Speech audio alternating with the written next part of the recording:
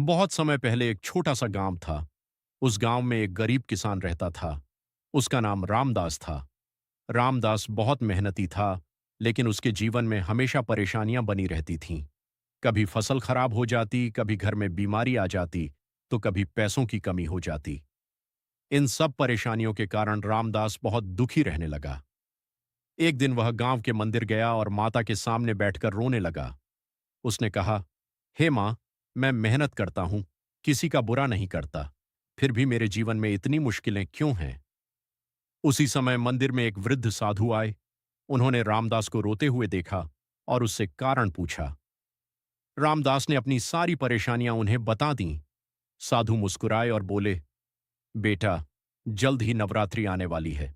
अगर तुम नवरात्रि के पहले दिन माता के प्रथम स्वरूप की पूजा सच्चे मन से करोगे और एक छोटा सा उपाय करोगे, तो माता की कृपा से तुम्हारे जीवन के कष्ट दूर हो सकते हैं।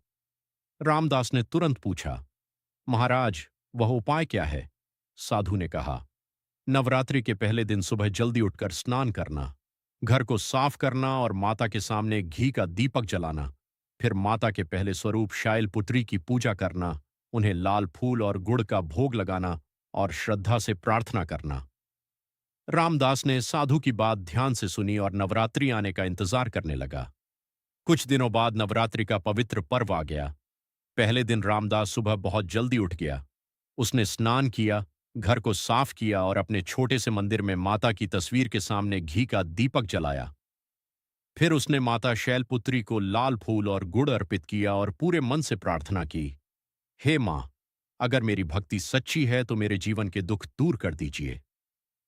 रामदास रोज नवरात्रि के 9 दिनों तक इसी तरह माता की पूजा करता रहा। नवरात्रि के 8वें दिन रात को रामदास को एक अद्भुत सपना आया। उसने देखा कि एक तेज प्रकाश उसके घर में फैल गया है और उस प्रकाश में माता दुर्गा का दिव्य रूप दिखाई दे रहा है। माता ने मुस्कुराते हुए कहा, रामदास, तुम्हारी सच्ची भक्ति से मैं प्रसन्न हूं। तुमने बिना किसी लालच के मेरी पूजा की है, इसलिए मैं तुम्हें आशीर्वाद देने आई हूं। रामदास माता के चरणों में गिर पड़ा।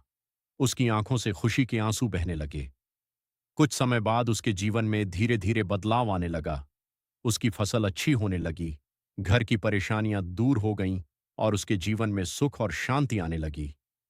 गांव के लोगों ने जब यह परिवर्तन देखा तो वे भी माता की भक्ति करने लगे।